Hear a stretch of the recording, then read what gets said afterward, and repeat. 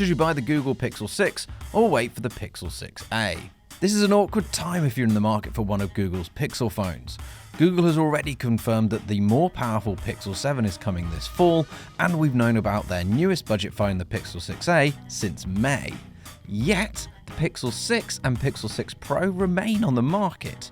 Both powered by Google's extremely capable Tensor silicon, will seemingly be rendered obsolete by phones that aren't even available yet. With the budget Pixel 6a and the flagship Pixel 7 on deck several months after that, does that mean you shouldn't consider either Pixel 6 model? Here's a closer look at whether you should still consider a Pixel 6 or if it makes sense to wait for Google's other phones.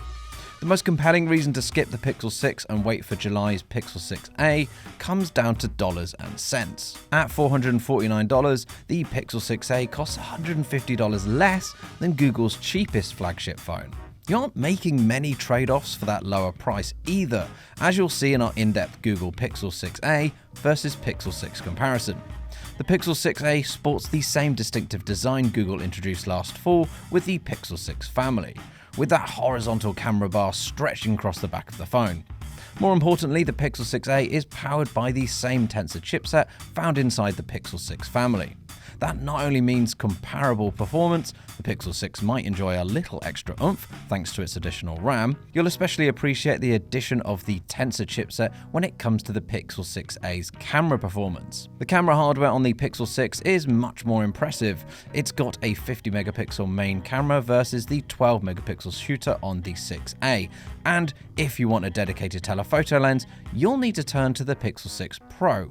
But the software-powered computational photography features that help the 6 stand out among camera phones will be on hand for the 6a as well.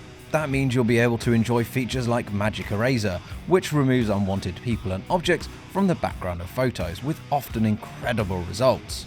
The 6a will even introduce an updated version of Magic Eraser that lets you recolor objects so that they're not as distracting.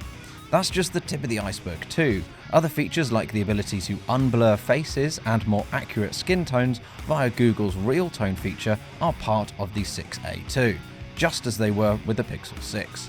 Basically, with Google's new budget phone, you can expect most of Pixel's top features in a less expensive package.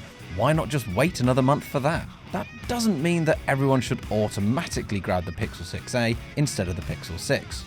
Even if you can put off your phone purchase for another month, there's plenty of reason to consider the Pixel 6. The $150 saving is significant, especially these days, but it's not a huge discount from what you'd pay for a Pixel 6. Apply some of the best Pixel 6 deals and you can reduce the cost of Google's flagship phone. And while you get many of the top Pixel features with the Pixel 6a, the cheaper phone does still require some trade-offs. The Pixel 6a offers a display with a fixed 60Hz refresh rate, spring for the Pixel 6 or Pixel 6 Pro, and you can get displays that adjust their refresh rate to 90Hz or 120Hz respectively. You'll also notice a difference between the phones when you actually hold them in your hand. The Pixel 6a uses cheaper materials than the Pixel 6, so if the feel of a phone is important to you, the Pixel 6 may be a better option.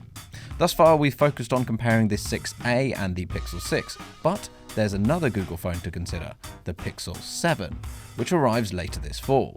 We'd bet October based on Google's track record for releasing phones, and it figures to be an improvement on all the members of the Pixel 6 family. That's because the Pixel 7 and Pixel 7 Pro, yes, Google's confirmed that both models, will feature a next-generation Tensor chip. That likely means improved performance and power efficiency, not to mention more features that benefit from the silicon's machine learning core.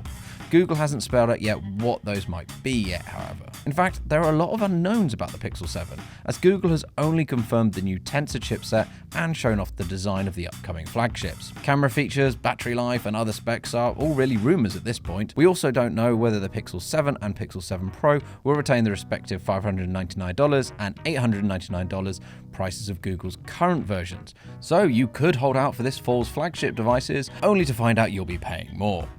Unless you absolutely want the latest and greatest hardware and you don't need a new phone until later in 2022, opting for the Pixel 6 and even the Pixel 6a makes more sense than waiting for a Pixel 7, at least until more details emerge about this fall's Google phone.